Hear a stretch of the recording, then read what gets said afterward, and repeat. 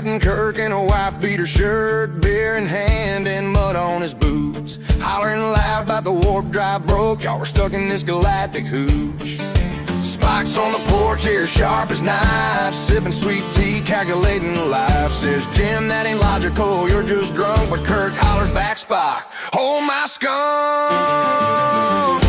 Beam me up, Bubba, this trailer's on fire. Scotty's grilling hot dogs with the plasma wire. We're boldly going where no redneck's gone, in a double wide spaceship with a rebel.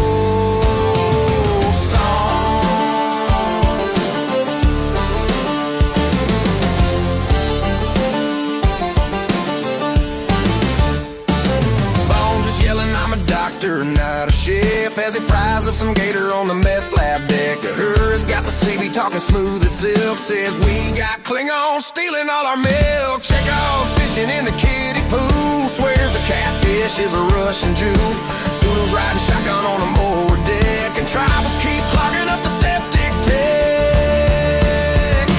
Beam me up, Bubba, this trailer's on fire. Scotty's grilling hot dogs with the plasma wire. We're boldly going where no gone, in a double wide spaceship with a rebel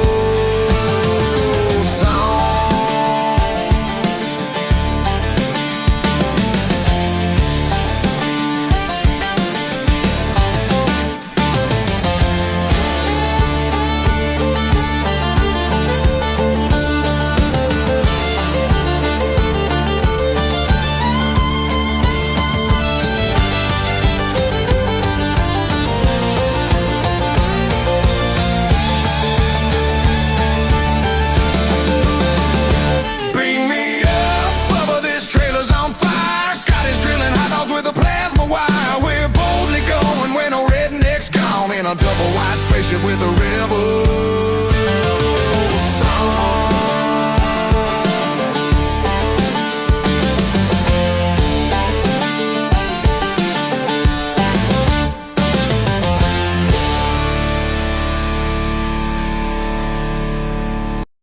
Good morning, everyone.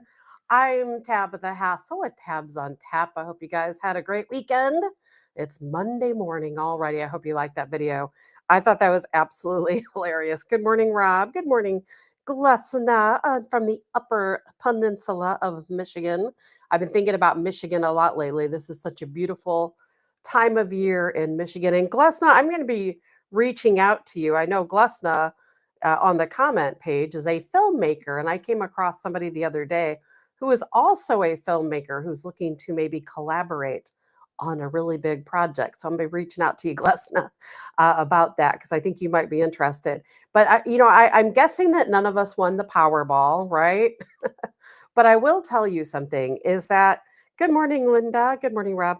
I'm not a gambler, despite the fact that I was at a casino yesterday for like the first time in many, many years. I will explain that, but I'm really not a gambler. I've only played the lottery a couple of times. I don't like going in store and buying tickets. Now, once I moved here, you can buy tickets online. That makes things a little bit easier. But I'll tell you what, I like games of strategy, not chance or luck, which of course, most of it comes out to luck to some degree. But, I thought, maybe there's a strategy to the lottery that maybe there's some way you can kind of get an idea of what numbers might win. So over the weekend, I started looking at lottery numbers, and I kind of did it just more out of fun than anything else, just out of curiosity. And I was looking at the list of numbers and looking at the statistics, and I thought, there just might be a strategy here. There just might be. So I took all of the numbers of the lottery. I don't recall right now how many there are. What is it? 1 through 69 on the Powerball. Then you have your Powerball numbers. I don't recall how far they go. Maybe 26. Is it 1 through 26? Something along those lines. And I was kind of looking at them. I'm like, all right, looking at the statistics, analyzing prior numbers that have been drawn or not drawn. I thought, I wonder if I can narrow down the pool just a little bit. So I end up narrowing down the numbers by 30. And by that, I had picked out, let me think, I don't have the numbers in front of me. It was 6 numbers that I thought would win the Powerball, or maybe it was 5 or 6 numbers that would win the Powerball. And the rest of that 30 were all just regular numbers. Now, 30, of course, between the Powerball and the regular numbers, that's still a pretty large field. And I probably could have narrowed it down even more. But I really thought it was silly for me to think that there was a strategy. But I think it's pretty darn interesting that the Powerball number was one of my 17 was one of my numbers I had narrowed it down to in the Powerball, and all of the numbers that won were all within my 30 numbers, every single one of them. Now, I only played a couple of tickets and I did not, of course, string those numbers out together on the same line. I think that's where luck comes into play because you can narrow it down to a pool, and really, I could have narrowed it down further than that 30 numbers. I just didn't go anymore with it because I thought this is silly. I'm not, I don't want to waste time on this. But it is interesting, though, that I was able to narrow all those numbers down to 30. And all five numbers that won were in that 30, or six, is it six numbers? Were within that 30 group. It was pretty wild because the next morning I was showing people in my family, I'm like, look at my paper.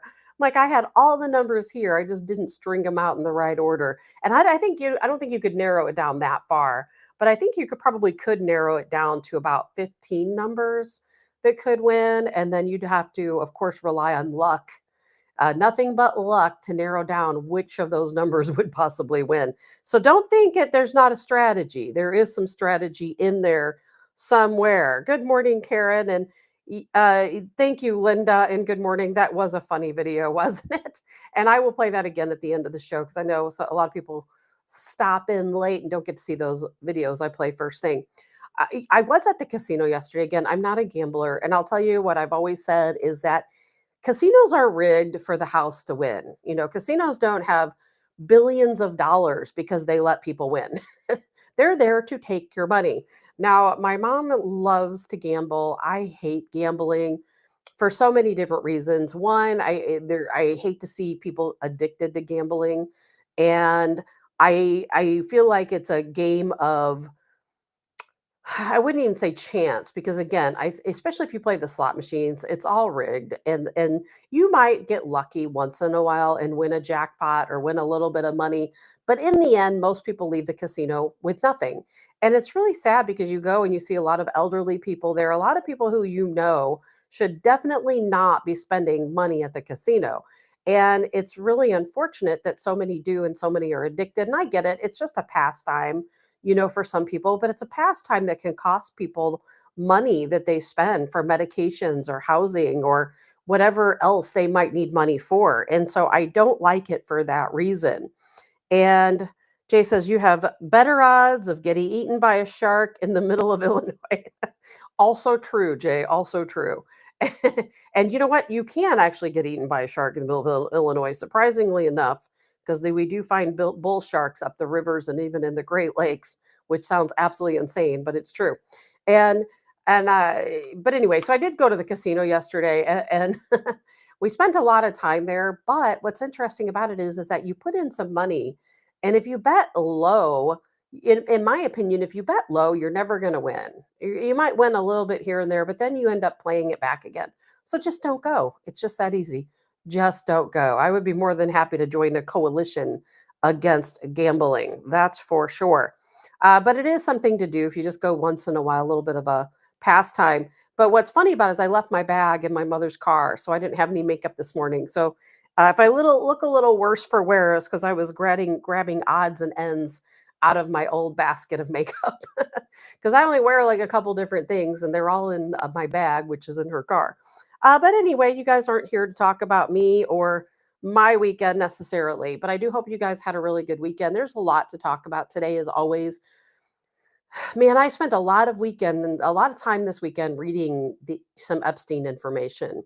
And the reason why is because we had Speaker Mike Johnson talking about how Donald Trump was working with the FBI to indict Jeffrey Epstein. And then that turned into a little bit of a circus for a lot of Democrats because they said, well, maybe he's one of the guys that took the plea deal, back in the day and against Jeffrey Epstein. And the reason why he appointed Acosta as his labor secretary, because Acosta was the judge that worked out that plea deal. So we're going to get into that because there's a lot to talk about when it comes to Jeffrey Epstein. And I've got a lot of other things to talk about too. I want to talk a little bit today about our country. Whether you see it or whether you don't see it, our country is being infiltrated. We are being taken over. And I know those are strong words, and a lot of people will say, well, that's just simply not true. But it is true. And we're seeing more evidence of it daily. I just watched a video. We're going to talk about more about this later. I just watched a video this morning in Philadelphia. I don't know how many of you guys have seen this, where there was a woman literally executed by a Muslim in the middle of the street. Now, I don't know if this was a domestic situation. Nobody has said yet, but she was executed in the middle of the street. It's on video, right in the middle of Philadelphia. And it's really unbelievable that that took place. And then we have what's going on in Texas right now. It's not going to last long because Governor Abbott is not going to put up with this nonsense. But in the state of Texas, we have Muslims from a mosque going around Houston telling business owners that they have to uh, abide by Sharia law to operate business. And it is the craziest thing I've ever heard. But this is exactly what they do in other countries. This is exactly what happened in Syria and Afghanistan at one point and Iran at one point. Now, some of those countries, it's been a long time, but it is how it all started. It's happening here too. Now, why they chose Texas, I don't know, because I don't expect that to go very far. We're going to talk about that in a minute. But back to Epstein. I spent a lot of time this weekend reading up on Epstein and the plea deal, and there's a lot of information there. I don't know how many of you are familiar with the plea deal that took place for Epstein and what had happened back in the day. And you can do your own research. There's a I'm going to warn you, she's very liberal. But there is an investigative journalist. Her name's Julie Brown. Now, some of you may have read this story way back in the day when she originally wrote these articles. And it was called Pervasion of Justice. And it's written by Julia Brown. You can go on any online store and either order the book, the hard copy, a Kindle edition, an audiobook, whatever you want to do. So any files that are going to be unsealed through any type of court system, most of that information is in this book because Julie Brown spent a very long time, an entire year of her life, investigating Jeffrey Epstein. And she reveals not only a lot of information, but she goes over and I didn't read all of the book, but I read a lot of the book this weekend. And she goes over the witness accounts. So you'll hear firsthand, if you read this book or listen to the book, firsthand accounts of some of the Epstein victims. And now in the plea deal, that goes back to, gosh, I read that it could be anywhere from 18 to 36 young women from the ages of 13 years old to 16 years old. Now there might be a couple that are older, but most of them are 13 to 16 years old. And the book goes into great detail, talking. Now at the time, this book was not just about this plea deal, it was about a lot of other things. But the book goes into great detail about Epstein and how he procured his victims. And there are a lot of names also mentioned in this book. And what's interesting, and what I'm hearing now, today, this weekend, last week, is that the Department of Justice is doing their best to make sure that the co-conspirators of Epstein that took a plea deal back in the day, I think this was in 2018, they took this plea deal. They want to make sure those people's names are not listed, that those names are not listed. Now, this case stems from 2007, so it's going way back. But there was a plea deal that was eventually made. And within that plea deal, there were two co conspirators. Now, one of them is named in the book, and both of them are named in the book. But what's interesting about the co conspirators now is that both of these co-conspirators, received money from Epstein. One received, I think it was $100,000. The other co-conspirator received $250,000. And this was right before they took the plea deal. So these two co-conspirators took the plea deal and they were not prosecuted. Now, by co-conspirators, they were people who procured clients and girls for Jeffrey Epstein. One of them was a waitress. The other one, I'm not sure what the other one's particular job was, But what they would do, and this was not, Maxwell is not one of them. What these young women would do is they would go out to their friends, they would go to bars, they would go to places around town, and they would find young girls and introduce these young girls to Epstein. And I read one witness account where one of these girls, she was a waitress at a restaurant. Now, a lot of people believe she was a waitress at the time at Mar-a-Lago. And Donald Trump, trust me, his name is going to come into play in this situation, which is exactly why I'm sure Speaker Mike Johnson, I'm going to play his video statement for you here in just a second, why he is making it very clear to people that Donald Trump was actually working with the FBI all of those years and was trying to get an indictment against Jeffrey Epstein, because Donald Trump is not a client, even though in Julie Brown's book, he's featured very prominently as a friend of Jeffrey Epstein. At no point in the book that I saw, anyway, does it say that he was a customer. The book does talk about Bill Gates. It does talk about Bill Clinton and Prince Andrew and Alan Dershowitz. One of the victims actually accused Epstein attorney Alan Dershowitz as being somebody who abused her. So there's a lot of names mentioned in this book, and a lot of these names are the names that are redacted right now. And the reason why this is in the news story is there's a woman named Courtney Wild. Now, Courtney Wild is one of the original victims of Jeffrey Epstein. Now, Courtney claims that she was never given an option in this plea deal.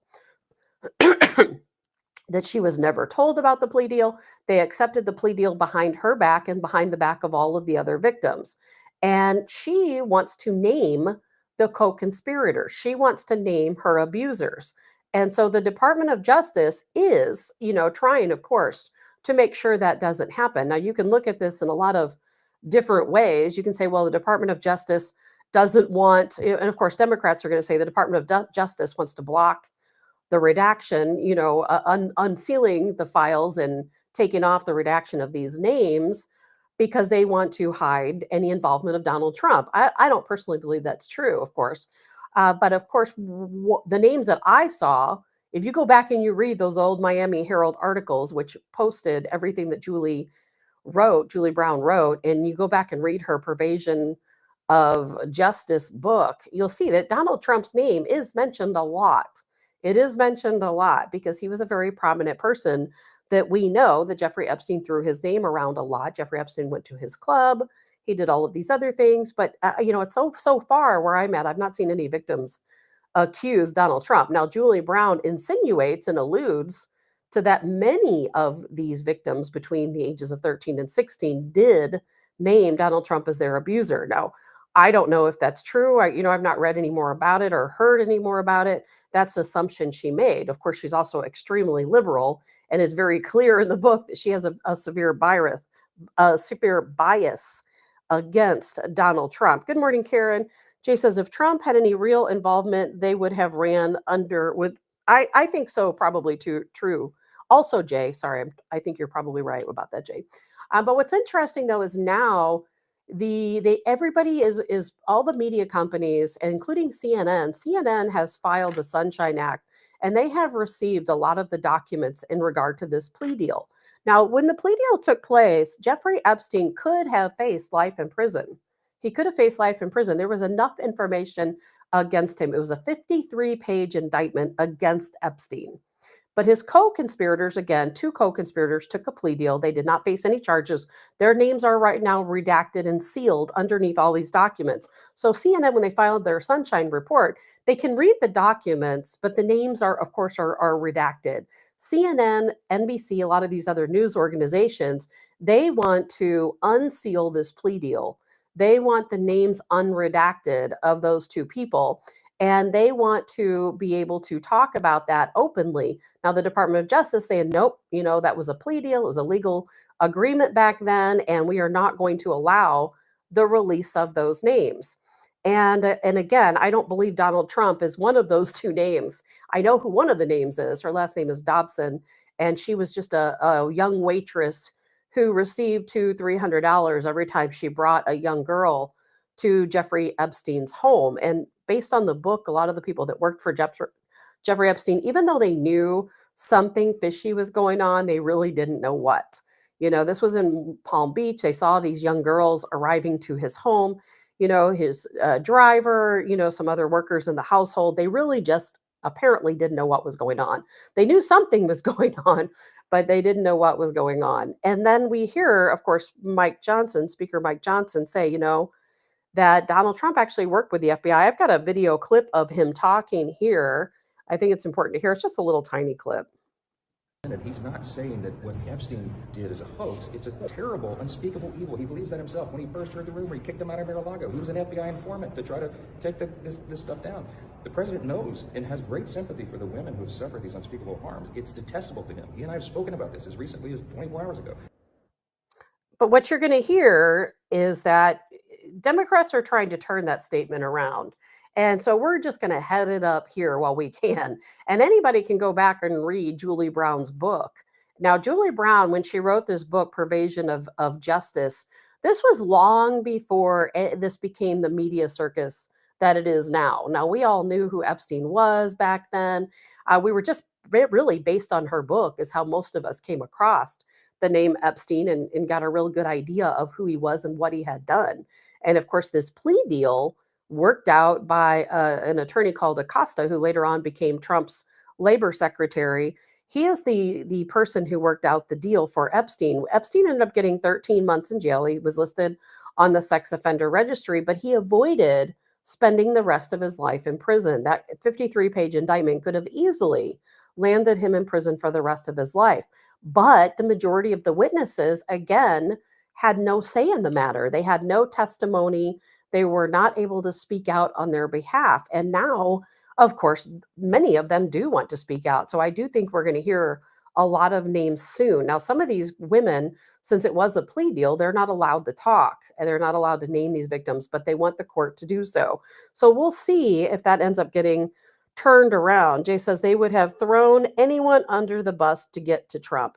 Yes and no, Jay. Now, before I say this, I want to make it very clear that I do not think that Donald Trump harmed any of these girls. I really don't. I do not think that Donald Trump assaulted any of these girls. I know the rumors, I've heard witness accounts, and I've also been able to go back years ago on different shows that I've been on, way before we've talked about it on this show. I was able to go back and look at the statements made against Donald Trump and go through and see who those girls were. And most of those girls recanted, their statements against Donald Trump. And then one of them even went back. Not only did she recant, but her friend told everybody basically at the time, she under oath, that her friend, they had a ploy together to go after Donald Trump because they wanted a settlement. They wanted money. So I do not think Donald Trump harmed any of these girls. If Speaker Mike Johnson is telling us that back in the day, Trump worked with the FBI to prosecute and indict Jeffrey Epstein, I absolutely believe it. But Jay, to your comment, I don't think they would have thrown Donald Trump under the bus. I know people say that a lot, but I don't think they would have. I think that if you are one of the elites in Washington, D.C., or anywhere in the world, when you're, let's say, a royal family or part of a government, and you're involved yourself, or members of your parliament or members of your government or your royal family are also involved, well, you're not going to throw the book at someone else or throw them under the bus because you are going to take yourself with them. And I think with this Epstein case, there are so many people involved. If you go back and you read Julie Brown's book and take the liberal bias out of it, there's a lot of information there, a lot of very detailed information. And I think anything we could get from any redacted court transcripts, it's all in that book. Because back then there was no rules against reporting on certain aspects or naming certain names. It's all in the book. And so therefore, that information is all, very readily available for us to go back and look at. But I absolutely do not think Donald Trump is one of the abusers. I do believe he did work with the FBI. And I do not think anyone would have thrown him under the bus if he were one of the abusers, just because, again, it runs very, very deep. It runs very deep. When you go back and read this book and you see all the names mentioned, all of the people who were involved with Epstein, billionaires, royal families from different countries. We all know about Prince Andrew, but he's not the only one. Attorneys, people who worked for the FBI, people who worked for the Department of Justice. There's a lot of names mentioned, a lot of people mentioned. Of course, we all know about Bill Gates. Bill Gates was featured very prominently, of course, in Julie Brown's investigative work. But this is, I think, going to be a really big story over the next several days because Democrats they want that plea deal to be unsealed. They want those names to be known. And of course, they're bringing up, everything I read says, oh, go back and read Julie's book. If you really want to know who those names are in the plea agreement, she names the names in the book, which is true. But she also talks a lot about Donald Trump in the book. She talks a lot about Bill Clinton. She talks a lot about Bill Gates. There's a lot of names, Prince Andrew, a lot of names mentioned in that book. So I think, in my opinion anyway, if you go back and you read the book, you'll see the witness accounts. You'll see how this all played out. You'll see exactly how Epstein and Maxwell were able to lure these girls. And some of these girls lured other girls. They even made statements like, hey, we're going to get wealthy if we continue to introduce these girls to Epstein and take them to his house. And then you read accounts, and it is absolutely horrific. Where one girl who was the waitress, who is one of the people in the plea deal, by the way, and her last name again is Hobson, and where she starts introducing these other girls to Epstein, she takes them, picks them up, drops them off at Epstein's house. She walks in the door with them so they can get in. She takes them upstairs and then she leaves the room. And of course, what does Epstein do? He comes in, he asks the girls to undress, and then, things kind of go from there. Everything seems to start with a massage, is how it works. And if you recall, Donald Trump even said the reason why he stopped Epstein from coming back in, he banned Epstein from Mar-a-Lago, is because Epstein was poaching his employees. Virginia Guffrey, I never can say her name right, is one of them. She's one of them. And Virginia is actually the witness. She is the person who said she was sexually abused by Alan Dershowitz, who is Epstein's attorney. That was part of her testimony.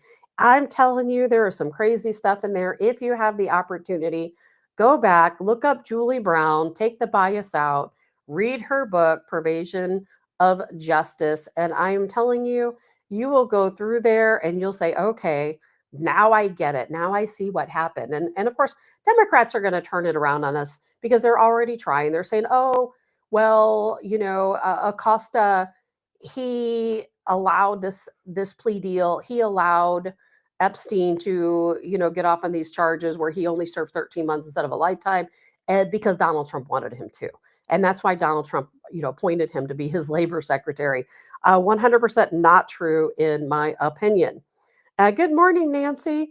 But it is pretty interesting stuff. If you want to know about the Epstein case, that is the place to go. But lots of other stuff we've got to talk about today. And I'll be talking more about that too as I do the deep dive on that, because it is really interesting. And they are doing everything they can to make sure that Donald Trump's name is in the forefront. And I'll be the first person to tell you, some of the stuff that Donald Trump has said really confuses me. Some of the blocking that they're trying to do of the Department of Justice trying to block it, a lot of these files from being released, the names from being released. It does bother me. I don't feel like the Department of Justice should be doing that. I think they should release any names associated with the case. And more than that, it's not just about releasing the names, it's about prosecuting these people. These two people who were co-conspirators of Jeffrey Epstein didn't face a single day in jail, but yet they were literally the people who were taking victims to Epstein, taking them to his home, and you hear their witness accounts in this book. So it's definitely worth taking a look at. But we'll be talking about that again a lot more as we go. I haven't seen a lot more. I was going to talk a little bit about the cartels because I know that is escalating very rapidly. Donald Trump has stated over the weekend that if Venezuela continues to fly their jets over our warships, that we are to shoot them down. So that could potentially escalate. I don't know where we're going to go from there, but we know that Donald Trump has declared the cartels are terror organizations. And we know that he has given the go ahead for drone strikes. He's given the go ahead now for us to take military action against any of the Venezuelan planes that fly over our fleet of ships or over our Coast Guard. He's given the Coast Guard to go ahead and do what's necessary to make sure that drug shipments are not coming out of Venezuela or the Caribbean. I don't know if this is going to escalate or not. Every time I say it's not going to escalate, it does. So I don't know what's going to happen because Nicolas Maduro, like so many other leaders of countries, they're very unpredictable. You don't know what he's going to do one day, the next. He kind of reminds me of Kim Jong-un, of course, from North Korea, because he's very unpredictable. You just don't know. And of course, Venezuela cannot possibly match us militarily. Certainly nothing we have to fear whatsoever. It could just potentially start a little bit of a conflict. Again, I don't expect a lot to come out of it. I certainly, even though Iran has given them a lot of aid, military aid, I don't think any country is going to jump, to protect Venezuela. So I don't expect anything more to come out of it. We might end up shooting down, one of their planes, but then what? Who's going to come after us? I don't think anybody's going to stick up for Trende Aragua. Not sure what you guys think, but I don't think so. And I'm trying to kind of make my way through things here because we've got so much to talk about. Texas, the great state of Texas. Oh, you know what? Before I go on to the great state of Texas, I guess you guys saw what happened at that Hyundai plant. I'm assuming you did. That a worker at the Hyundai plant. Now this was the construction of a Hyundai plant. A worker said, "Hey, something seems fishy here. I don't understand, what all is taking place." She called authorities who alerted ICE, and ICE came out and they raided the Hyundai facility. They arrested 450 illegals that were working on this construction site over this Hyundai facility. And, these people were making $28 an hour. So it's not a situation where they were being paid pennies on the dollar, from what I could see. They were doing quality work, but still 450 illegals hired by these construction companies to work for Hyundai. Now, all of those people were arrested, detained, and put on the deportation list. A lot of people are upset about that because they said, you know what, if we get there's a lot of illegals on these different construction teams. You might be driving around your neighborhood and see different, buildings being put up, roofs being put on. It's not just farmers. It's not just that type of labor. It is the construction field and industry has a lot of illegals working in it. So if we take all of those illegals out of that construction industry, are we going to continue to be able to see projects being completed? Is of course the argument on the left. Good morning, Kim. And so I wanted to throw that in there before we got too far. But and speaking of that, our country's a mess. It really is. And my brain feels a little bit frazzled this morning. Again, when I started the show, I was explaining that one of the first videos I saw this morning, and I don't think my brain has quite healed from it, is I was watching a video and several bystanders took video. So there's more than one video, but I was watching a video in Philadelphia, right in the middle of the center of Philadelphia. There was a man who was here in this country illegally, a Muslim man, is what I'm told. Now, I haven't seen any official reports, but that's what I'm told. And he executed a woman right there in the middle of the street on camera. Had her been, he was, I don't know if he was like punching her. He had her on the ground, like punching her. It looked like the camera angle is kind of far away. And then people are trying to break it up. You see people come into the picture, try to pull him off of her, not successful. And at one point he gets up. She's sitting like kind of kneeling on her knees on the ground, obviously injured because he just beat the heck out of this girl. And then he executes her. He takes out a gun, shoots her, executes her right there in the middle of the street. It's like, what in the world has this country come to? We're being infiltrated. We're being invaded.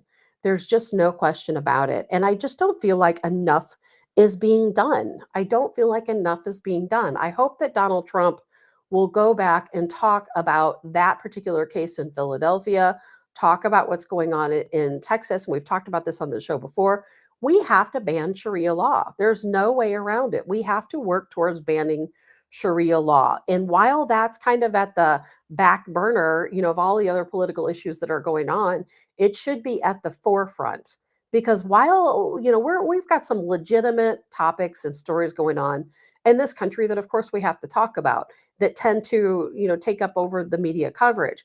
And what people aren't talking about is the invasion of our country, the conquering of our country. And, I just watched a video. I'm not going to play it. It was a long video of a woman being pulled over by police. And again, I'm not going after Muslim people. I have Muslim friends. I know plenty of Muslim people. It's not about Islam. It's not about being a Muslim person. It's not about that. It's about radicalization, radicals. There are people in this country who are radical and they think they are above the law.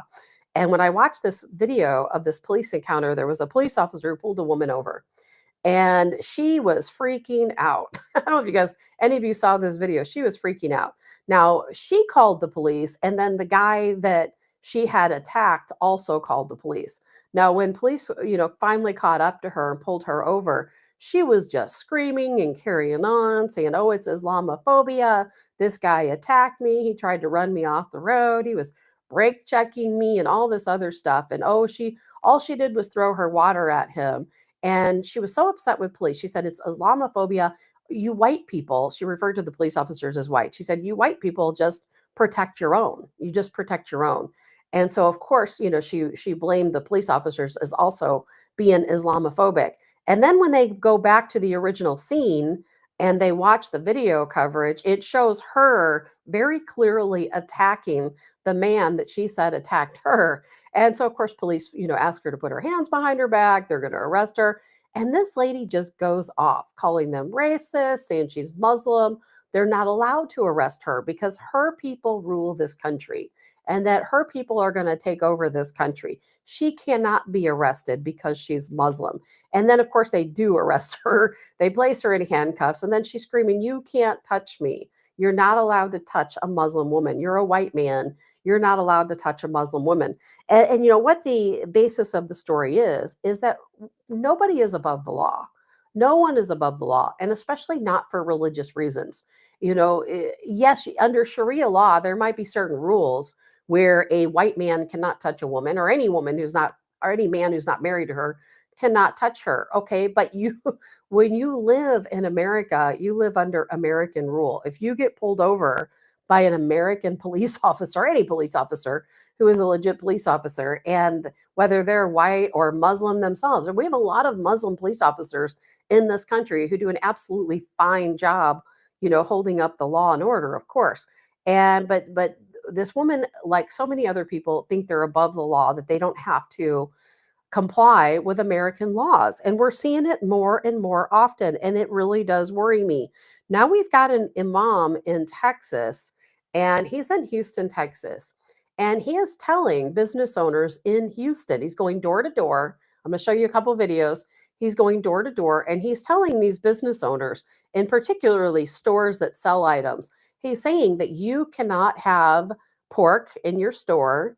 You cannot have gambling machines in your store. He wants only halal meat to be sold. I'm just going to let you watch it for yourself. But when you see it, it's like, how is this happening in America? It just doesn't make sense. But yet, you know what? It is happening.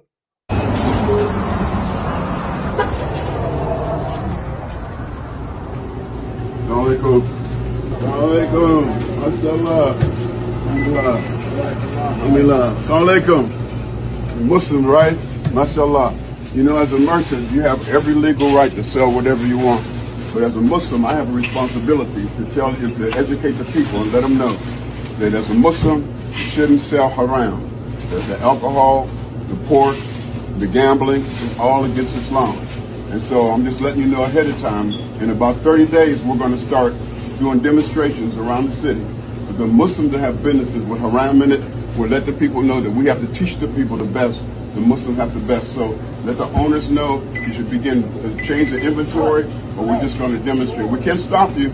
You have a right to do it, but we have to give the dawah to let the people know the truth about Islam, okay? So get the haram out of your store. May Allah bless you. I love you for the sake of Allah. Assalamu alaikum. Okay, so these are Muslim business owners. They're Muslim business owners. And he is going around to these stores, Muslim or not, and telling them that if you have to abide by Sharia law. You can't sell alcohol. You can't sell pork. You can't have these lottery machines here. And because you're a Muslim, you can't do these things. I'm asking you not to do them.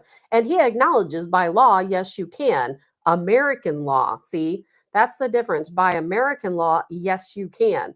And this is why I always say that Muslims, radical Muslims, are they're really targeting non-radical Muslims the most, far above they are anyone else. And when things get more continue down this path of radicalization, these people will be forced. They'll be forced to follow Sharia law. Now, that shouldn't happen in this country, but to me, no imam from a mosque has the right to come into a business, whether it is owned by Muslims or not, and tell them that they must abide by Sharia law. Not here in America. Businesses abide by American law, not Sharia law. Exactly, Brenda. And good morning. Brenda says, F off. I'm with you, Brenda. And you saw the business owners. They're just kind of looking at them. But when things escalate and become more radical, what happens in other countries, we saw it again happen in Syria, so many other places around the world, where eventually what will happen is these radical Muslims will come in and they will tell these shop owners, hey, and by the way, he's given them 30 days. He's given them 30 days to comply. And I'm going to show you what happens and how they're protesting these stores here in just a second. So right now they're giving them 30 days to comply, all of these businesses in Houston. And of course, there might be a handful that gives in. Most of these businesses are absolutely not going to comply because guess what? If they stop their gambling machines and selling liquor, these places are going to fold, especially in some of these neighborhoods where, people from the community are walking in to buy their groceries, they're buying their liquor, they're buying their lottery tickets or playing the gambling machines. Gambling right now is big money. If you go to a bar or a store that has gambling machines, that's really big money. Sometimes it's the livelihood of some of these different stores. So they're not going to give it up. And in our country, we absolutely should not allow anyone to go to another business and tell somebody that they need to be running their business by Sharia law. And in more radical times, of course, what would happen, like I was going to say, what we saw in Syria and other countries, is these people will come in, radical Islamicists, they'll come into your business and they'll say, hey, you're a Muslim.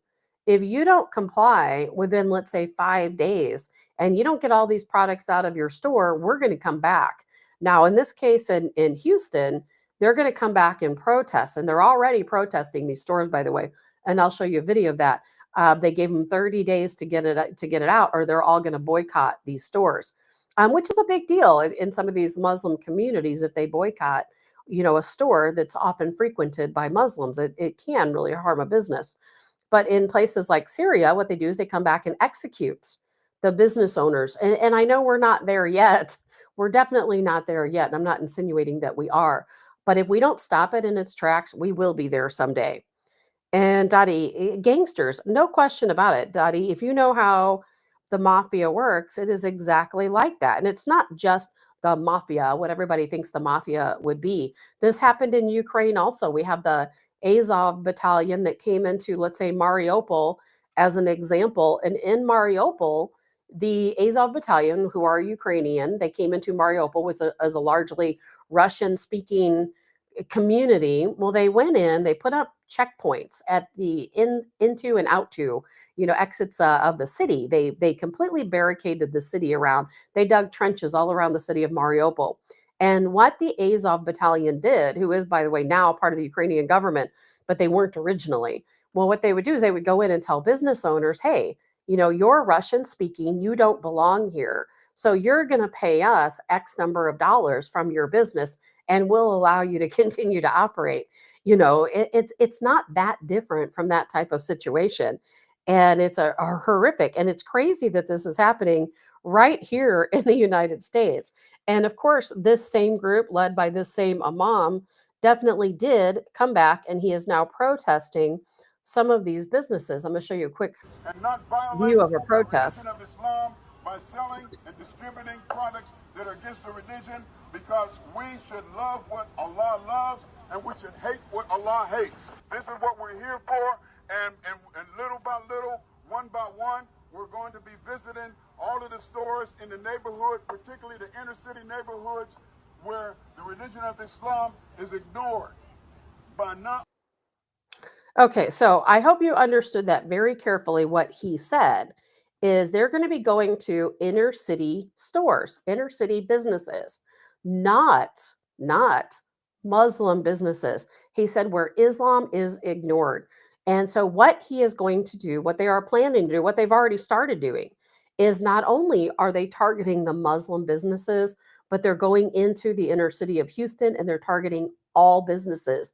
And there, can you imagine here in America, you own a business and somebody comes to your door, they come in your business and they say, if you don't abide by Sharia law, we're going to come outside of your business and protest. We're going to give you 30 days to comply. And if you don't comply, this is what we're going to do. So let's say that we look into the future and 30 days goes by and these businesses, of course, have absolutely, they are not going to abide by Sharia law. So let's say they come out and protest. Well, the protest is going to do nothing. These business owners, just like in your business, they're not going to cave. I have a business. I definitely would not be caving. Well, what are they going to do next? How are they going to escalate it next? That's what we need to ask. How are they going to escalate it next? Dottie says he's against my religion. Yes, he most certainly is. I'll tell you what, me as a business owner, I welcome all. I absolutely welcome all.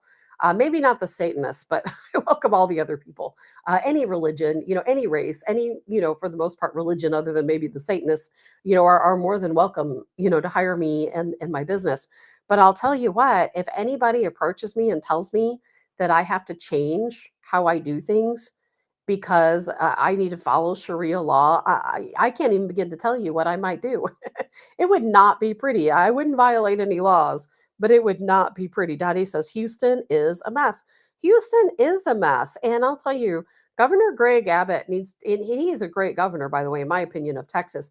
He needs to get a hold of this because if this continues to escalate and continues to go any further, there's going to be problems. I mean, these people have no business going into privately owned companies and telling them they need to abide by Sharia law. It's one of the craziest things I've ever heard. And I had actually hoped that Colonel Joe Adams was going to be able to join us today because this would have been a topic he would have loved to have discussed. But he's going to be with us next week, next Monday. We've got I think, sound issue worked out. So next Monday, he's going to join us. And who knows what the story will be next Monday. But this is always something we can circle back to. And Dottie says, Abbott is a rhino. Dottie, I'm glad you said that because, this morning I was thinking to myself, I'm like, I love Governor Greg Abbott of Texas. I absolutely love that man. I love everything he's doing for the state of Texas. And I'm like, I wouldn't mind if he did the whole, all of that for the entire country. And then I think to myself, why do so many conservative people hate Governor Abbott? And Dottie, I would love to know because I have heard people call him a rhino before, but I really don't know why. I think he's doing so many fantastic things for the state of Texas, but yet so many conservatives do not like him.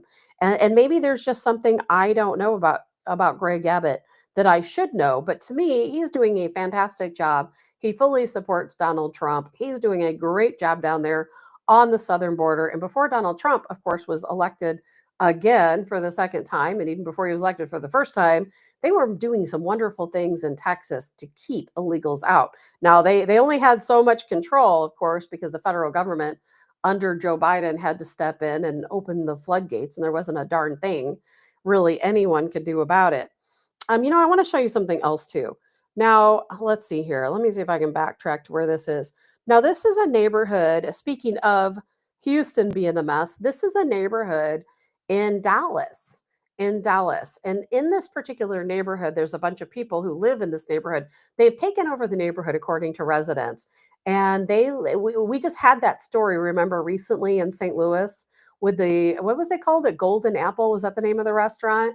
Where authorities came out, they raided this Golden Apple. Everybody thought that it was because they had a bunch of, because they were having food problems and that it was a situation where maybe people had been getting sick from the food or they weren't sanitary. Then it turns out they were actually sponsoring people to come here from India illegally, and they were housing all of these people. What was it, like 21 people in one house?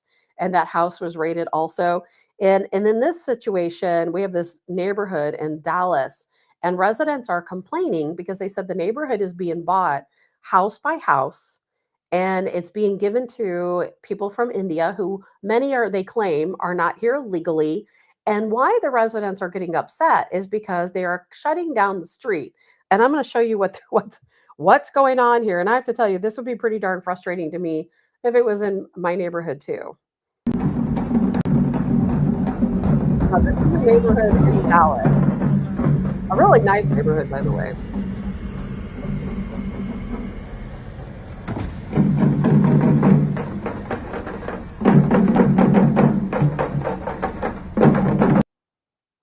So we have a group of people, as you could see, who completely shut down all of the streets. And I didn't play the video last week, but I also had a video of an area of New York City where a group of Muslims had shut down a street and were praying in the middle of the road, right in the middle of rush hour traffic.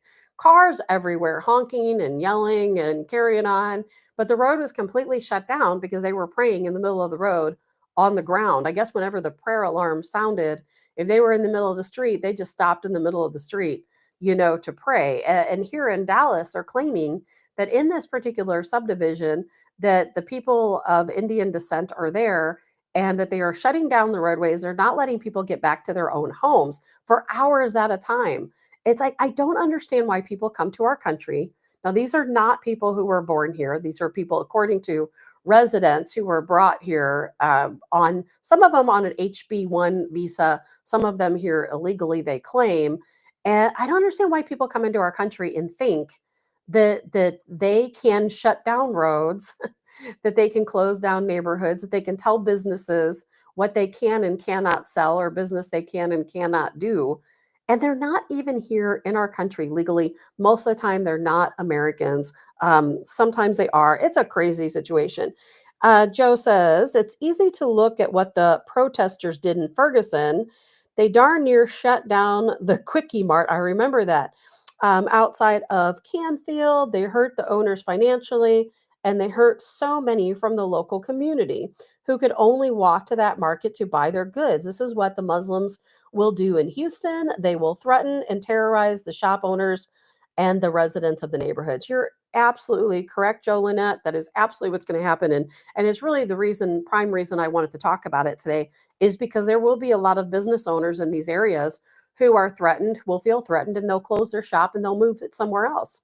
And then guess what? Then the Muslim folks are going to move in one of their own businesses into that neighborhood because that's what they do. They spread one house to another house to another house. They take over whole blocks.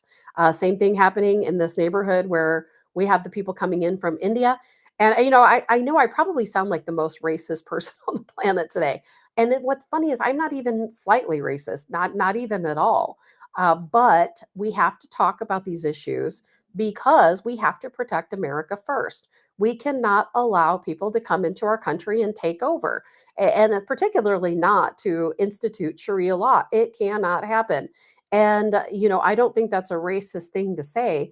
I think that if you are wanting Sharia law, then you need to go to, let's say, Afghanistan or Syria, where Sharia law is the law of the land. Here in America, we have American law. I don't think that's a racist thing to say. They say if you come to America, you have to respect our Constitution, you have to respect our culture, you have to respect our American law. Now, I welcome people in all cultures. In fact, I love the cultures of some of these people. I love the food, I love some of the dress that they wear. However, you're in America, you follow America law. It is really that simple. And Joe, speaking of your comment, do you remember when they burned down the 7-Eleven off 17th Street in the city of St. Louis? That 7-Eleven has been there for, gosh, quite honestly, as far back as I can remember. I don't know what year that store opened. I know my family moved to St. Louis in 1986, I believe, and that store was there back then. And during all of those riots, over Michael Brown, that store was burned to the ground. And it was a very vital market for people in that area. Because if you know that part of St. Louis City, there are no grocery stores around. There is nowhere. And there's all these apartments, all these people who live downtown. Now, there's more now because now we have Culinaria.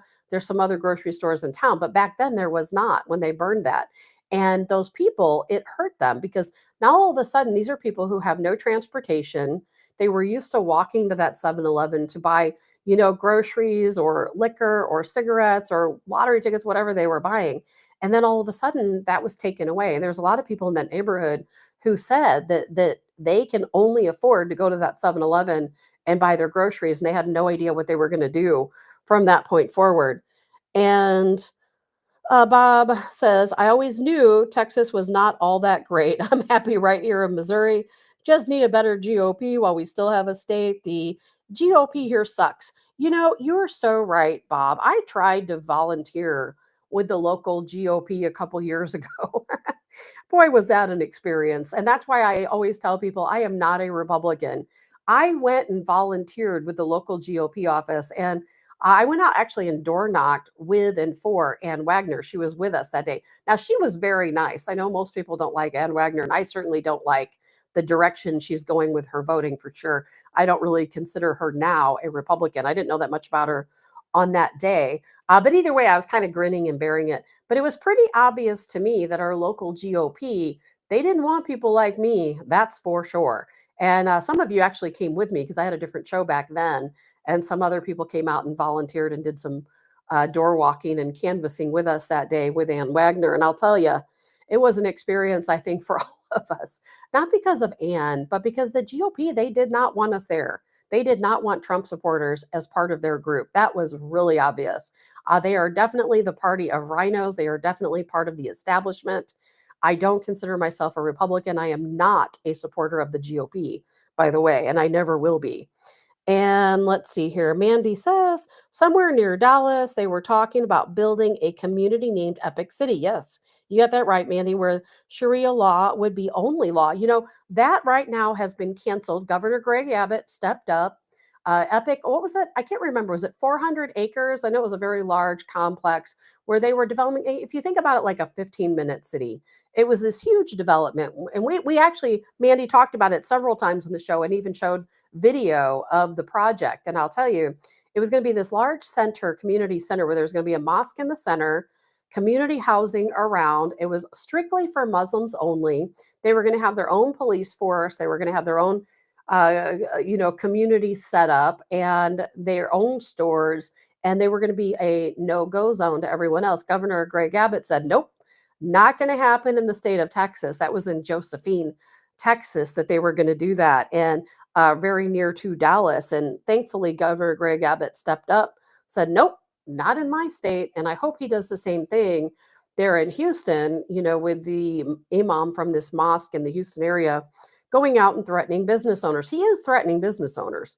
If you come to somebody's business and say, hey, and again, thank God this is America, because if this were another country, they would have executed those business owners. Because if you're a Muslim, trust me, they execute and target Muslims far before they target anybody else. If you're a Muslim and you don't abide by Sharia law in other countries, you're going to be executed. They might give you one chance to say, hey, are you going to abide by Sharia law? And if that person says no, or if they say yes and then don't later abide, they're going to come back, they're going to murder you. Now, here in America, we're going to have to wait and see how it plays out. I don't expect, anyone to be executed over not following Sharia law, but I do think that it's going to step up and it's going to escalate. And I do absolutely think that these business owners are going to feel threatened, not just Muslim business owners, but you can't do this in America. This is America. We have American law. We have our own judicial system. We don't follow Sharia law in this country.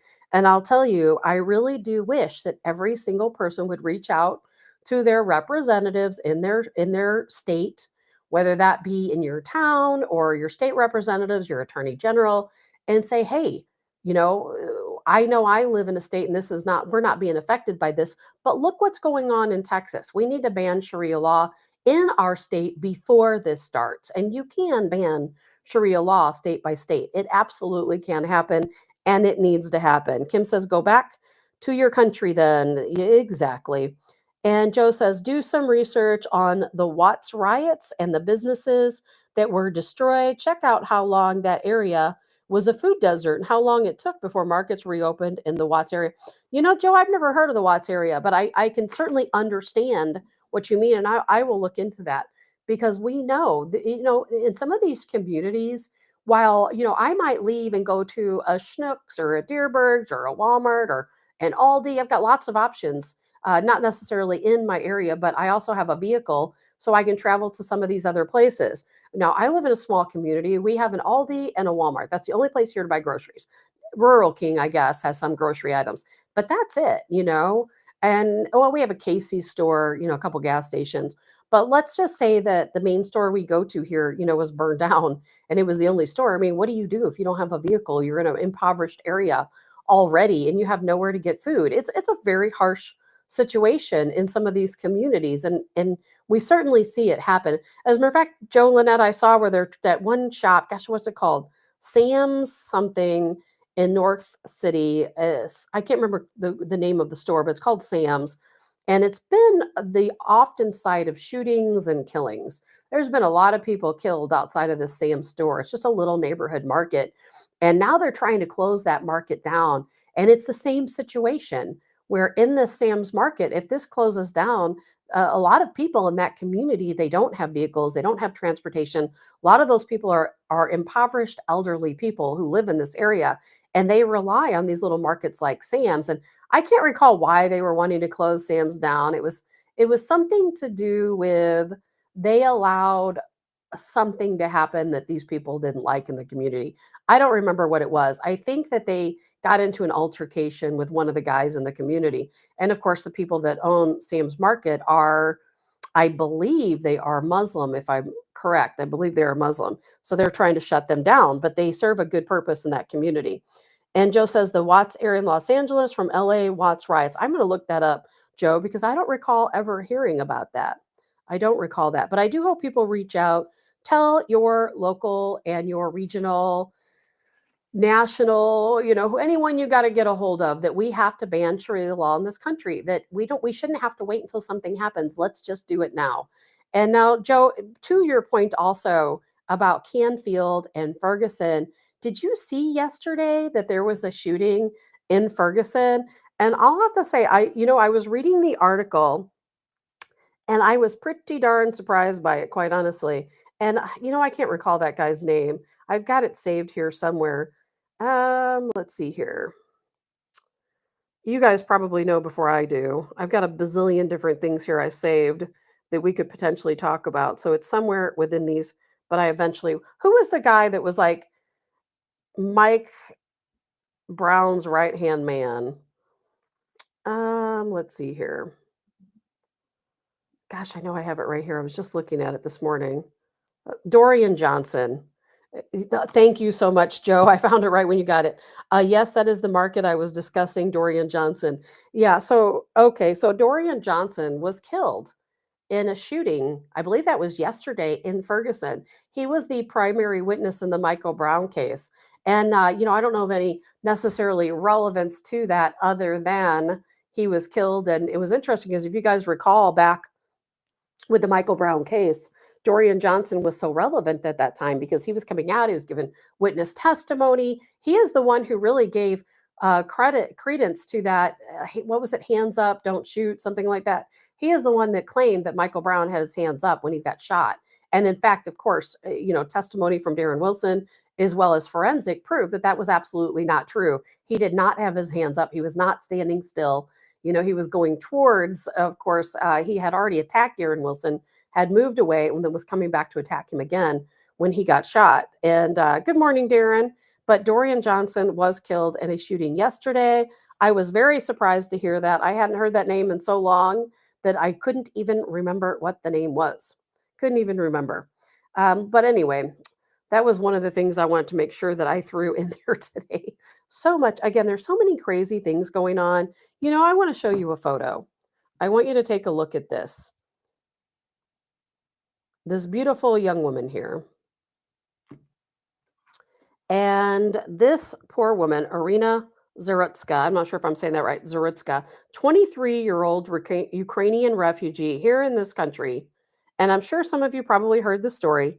She was stabbed to death in a horrific manner on a Charlotte rail, kind of like a subway type situation, by a repeat offender. See the guy on the bottom there?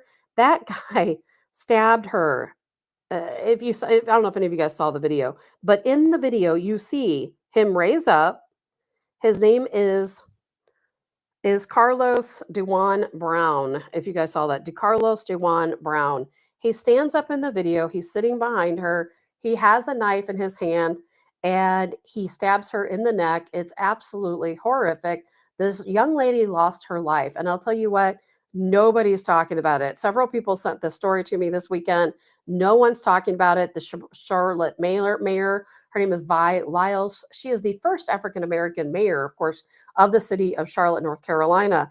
And she is telling media, she's telling them, do not talk about the story. Do not show the video. Thank you for not sharing. They don't want people to know about the story. I don't know why. This young woman, I tried to upload a picture today of the actual, not her killing, of course, but of her sitting in the bus. And I'll tell you, what a crazy situation this is. This guy is a repeat offender and he had been he had committed he was arrested like 14 different times. Daddy says miles from me and no mention on the news. Exactly. No mention on the news at all. I don't think we're going to see any mention of that woman in Philadelphia either. But this young lady lost her life at the hands of a repeat offender, and no one wants to talk about it. Linda says, was she the one walking her dog? I don't think so, Linda. I'm not sure which case you're talking about. There was a girl, if she had a dog, I didn't hear about it. I know she was on a bus, a light rail, and this guy was sitting behind her. He had allegedly had schizophrenia. He should have never been out in public, having been arrested for violent crimes so many times. And just like the system is today, he was arrested, let go, arrested, let go. Always a slap on the wrist. And here he ends up just happenstance behind her on this train. You can see in the video him sitting behind her, and then he jumps up, grabs her, stabs her in the neck, and kills her right there on camera. On camera, the video's out there circulating. Of course, I'm not going to share that video. I tried to upload a photo of him standing behind her, but the system would not allow me to do that. Oh, no, Dottie, I know who you're talking about, the dog walker that was being stalked. That was another case where there was an illegal here in our country. There was a lady out walking her dog, and I did see that video. She's out walking her dog. And Dottie, there are so many cases of this. There are so many of them that I don't even talk about them or show them because there's just too many. But this is another case of a woman who's out minding her business, walking her dog in her community, and a guy approaches her and starts following her. Well, he follows her to her building, up her stairs, okay? Up her stairs to her apartment. And she refuses his sexual advances and he becomes violent. And the only reason why he left is because guess what? She was armed. Had she not been armed, she probably would have been sexually assaulted and murdered. But the funny thing about that, Dottie, this happens so often that it's not even the rare case anymore. You see these things happening over in the UK and Sweden, over in different parts of Europe, where you see, I've watched so many videos over in Europe where you see these people who are there in their country. In our country, they're here illegally. And of course, Europe, they ask them to come in. So it's a different story. But they are migrants, referred to as migrants, of course, in parts of Europe, where I just saw a video this morning where one of these migrants in Sweden was hiding behind a building. And this woman walks up and he just punched her in the face with full force, knocked her completely down. Just for the fun of it, for absolutely no other reason. I watched a video last week of these 3 men from India who are migrants somewhere over in the UK, and they approached this woman. Turns out not to be a woman; it was actually a trans. It was a man, who was wearing a dress and looked like a woman. And it was a setup because she had a camera and was recording everything they did. And I guess she wasn't worried about what they might do to her. But it was the same situation. They were going on and on saying, hey, you need to come with us. Come with us over here. We just want to talk to you. We just want to learn more about you.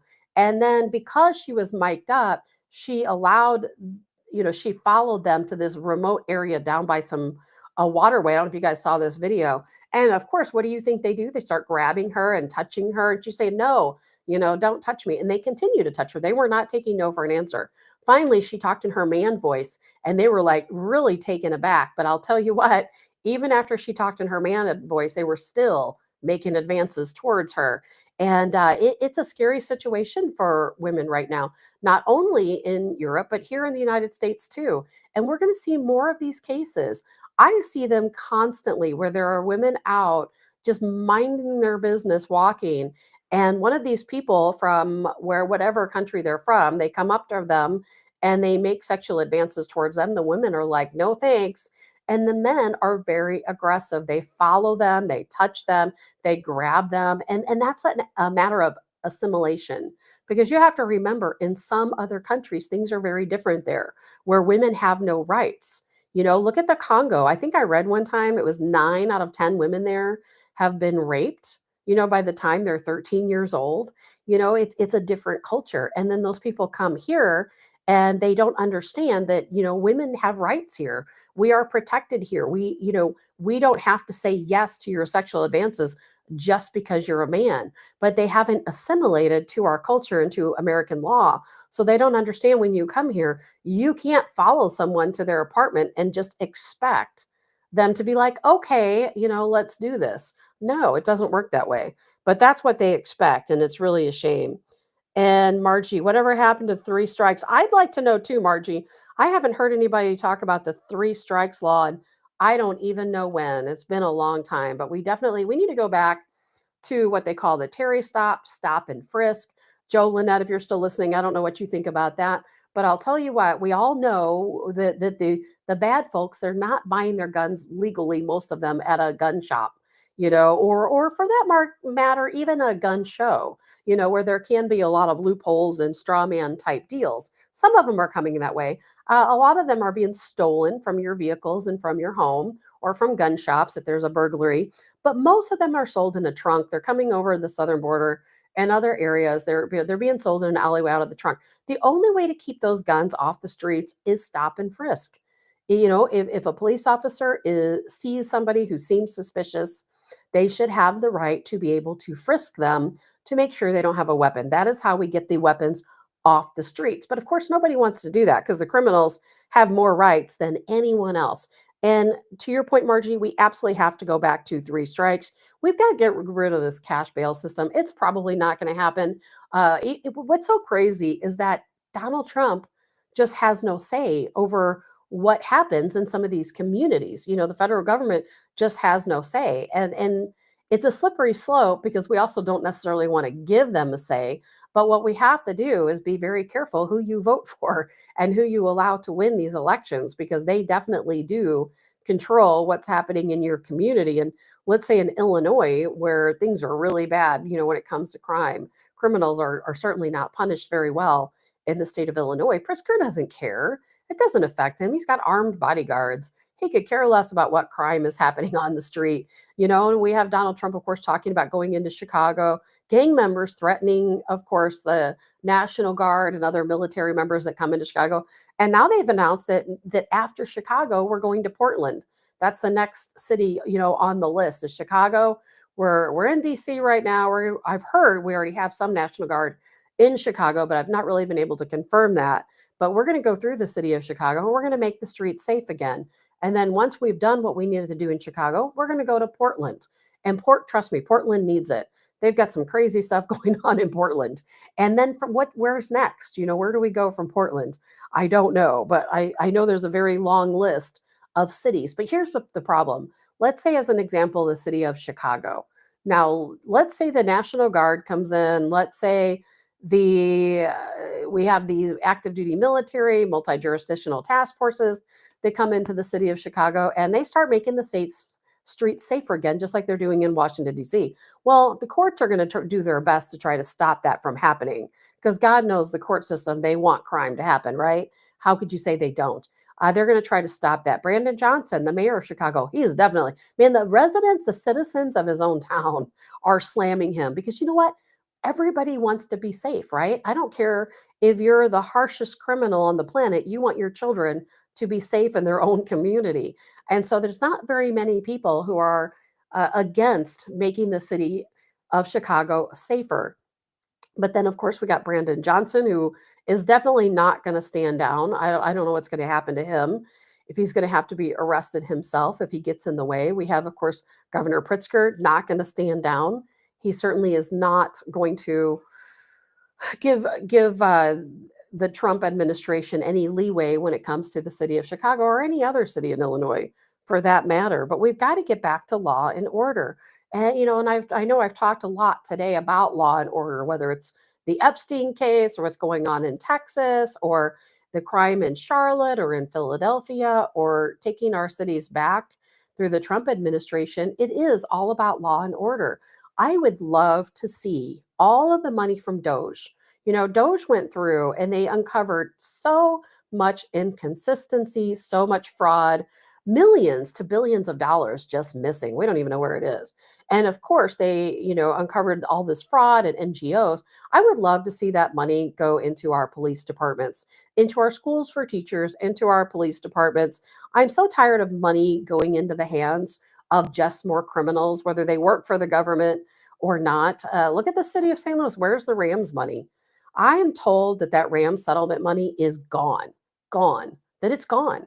That when Kara Spencer took over, the money was gone. Where did that money go? Well, I know it didn't go to the St. Louis City Police Department, did it? Who is still, a couple hundred officers short. And here we in St. Louis face what they call us the murder capital of the world for a reason, right? It's crime per capita. And I would love to see some of this happen. I would love to see law and order put to the forefront. I don't know if it's going to happen, but I would like that to happen.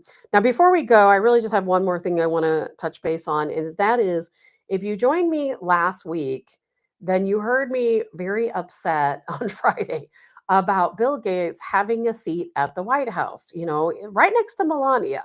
I'm still upset about that. I'm not going to stop being upset about it. But then I saw today that Pete Hegseth said, hey, you know what? We're going to conduct an investigation into Microsoft, Bill Gates' company, into their cloud program because they've got a lot of people from China working on their programs. And, if you know how Microsoft operates, particularly the cloud, we all know what the cloud is, right? If you use any type of Microsoft system, whether it's your cell phone, your computer, etc., not just you personally, but these big corporations and big businesses, and then all of your data these days is stored in the cloud. Well, Pete Hegseth talks about how Microsoft, Bill Gates, they've hired all of these people in China to manage the cloud structure, to work on the cloud, which gives, of course, these folks in China access to all of your private information, not just you, but big corporations as well. So I've got a little video of Pete Hegseth here talking about this. And I thought, it's kind of interesting that Bill Gates is at the White House. He's sitting next to Melania. By the way, Bill Gates, the same Bill Gates that has traveled to Epstein Island many times. And at the beginning of the show, I was talking about Epstein, talking about Julie Brown, who wrote that book called Pervasion of Justice, who everyone should read because it tells you everything you need to know, unredacted, about the Epstein files, because it was before they started stealing documents and redacting things. She wrote her investigative piece before that. She talks a lot about Bill Gates. So I was very frustrated when I saw him sitting there next to Melania, of all people. And then I turn around this morning and I see Pete Hegseth saying, no, we're investigating Bill Gates' company, Microsoft. So you got to see this for yourself. Last month, the Department of Defense was made aware of an Obama-Biden-era legacy program called Digital Escorts. For nearly a decade, Microsoft has used Chinese coders, remotely supervised by U.S. contractors, to support sensitive DoD cloud systems. The program was designed to comply with contracting rules, but it exposed the department to unacceptable risk. I mean, if you're thinking America first and common sense, this doesn't pass either of those tests. So I initiated an immediate review of this vulnerability, and I want to report our initial findings. So the use of Chinese nationals to service Department of Defense cloud environments, it's over. We've issued a formal letter of concern to Microsoft documenting this breach of trust, and we're requiring a third-party audit of Microsoft's digital escort program, including the code and the submissions by Chinese nationals. This audit will be free of charge for U.S. taxpayers. I'm also tasking the Department of Defense experts with a separate investigation of the digital escort program and the Chinese Microsoft employees that were involved in it. These investigations will help us determine the impact of this digital escort workaround. Did they put anything in the code that we didn't know about? We're going to find out. Additionally, all Department of Defense software vendors will identify and terminate any Chinese involvement in DoD systems. It blows my mind that I'm even saying these things. It's such common sense that we ever allowed it to happen. That's why we're attacking it so hard. We expect vendors doing business with the Department of Defense to put U.S. national security ahead of profit maximization. I'm committed, like the president is, to ensuring that our national security networks are secure. Again, it's America first, and it's common sense. This never should have happened in the first place, but once we found out about it, we've attacked it aggressively from the beginning, and we're going to follow all the way through the tape to make sure that this is addressed. So DoD is working in conjunction as well with our partners in the rest of the federal government to ensure that all U.S. networks are protected. God bless. Wasn't that a great statement, from Pete Hegseth? So think about that cloud computing, where you save all your information for the cloud at your home, at your business, and the Department of Defense, right? Why would a company like Microsoft or Bill Gates allow Chinese nationals to have access to that information? It doesn't matter if they meet certain parameters or not. The fact is, we know that China, we know what China's doing. We know that they're buying our land. We know that they're spying on our communication within our military bases. We know all the shenanigans that they're up to. But yet here we have Microsoft allowing them access to cloud data. And while, yes, it is the Department of Defense, which is the most important part of the story, but it's also it's your cloud data, it's your business's cloud data, and the Department of Defense. Microsoft has their program where overall we have these Chinese nationals working to secure that data. It's one of the crazier stories I've heard. I have no idea why Microsoft would do this, knowing what information China could gather. It just doesn't make any sense to me. Yes, you can vet the Chinese nationals, and I'm not saying they're all bad or they're not all, certainly not all spying for China, but that we've been compromised because of this information. There's no question about it. No question about it. All right, guys. Well, that is all I have to say today. I am running obviously a little bit late as always these days, and I keep getting warnings. I don't know what's going on. Tomorrow, we'll talk a little bit more about what happened on Friday when we were talking about the aliens and all that stuff. It was really crazy. I was having all kinds of system problems, and whatever I was having then is getting ready to start now because I can see the little Facebook logo blinking, which means that they're getting ready to take the show down. So what I'm going to do, I'm going to end things here. We'll pick up where we left off tomorrow. And again, Colonel Joe Adams joining us on next Monday. Wednesday, I will not have a show. Duty calls. I have to start putting work first. I love the show, and it's a great hobby. It's just a hobbyist show. But unfortunately, duty calls and work has to come first. And I work all day on Wednesday. But I do hope you guys have a really good day. And Dee says, I just got a new computer while setting it up. Made me so angry. I had to give so much information to Windows. Yes, you do. And I felt like it was the invasion of my privacy. I'd agree to so much stuff just to get the new laptop up and running. They know everything about you. That's why I always say, I don't worry as much about spies because they know everything about you. If you have a cell phone, if you have a computer, if you have all these different accounts, Google knows everywhere you go. There's no such thing as turning your location services off. They know everywhere you go. They know everything you do. There is nothing that's private. We live in such a surveillance state already that there is nothing private, not where you go, not what you do. They know everything about us, every single thing about us. They spy on us, and they being our own government mostly, but also the folks over in China. All right, guys. Well, that's it for me today. I'm going to play that video going out that I came in on my intro. Again, we'll pick it up tomorrow. Lots to talk about. It's going to be a very busy week. There's a lot of things going on and kind of weighing in the balance, different types of news stories, and who knows what news will pop up next. But I do hope you guys have a great day. Thank you so much for joining me today. I certainly do appreciate it. I'm Tabitha with Tabs on Tap, and I will see you all tomorrow.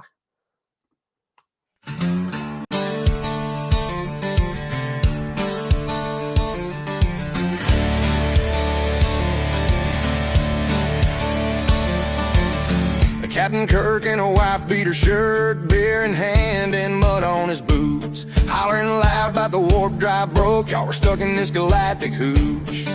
Spikes on the porch, hair sharp as knives, sipping sweet tea, calculating life. Says Jim, that ain't logical, you're just drunk. But Kirk hollers back, Spock, hold my skunk. Beam me up, Bubba, this trailer's on fire. Scotty's grilling hot dogs with the plasma wire. We're boldly going, we're no rednecks gone, in a double wide spaceship with a rebel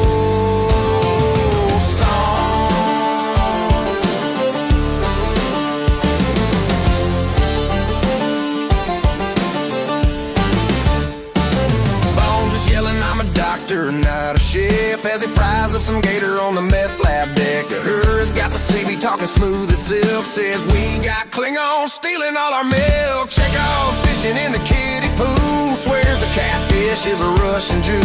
Soodle's riding shotgun on the mower deck, and tribals keep clogging up the septic tank. Beam me up, Bubba, this trailer's on fire. Scotty's grilling hot dogs with the plasma wire. We're boldly going, we're no rednecks gone, in a double wide spaceship with a rebel song.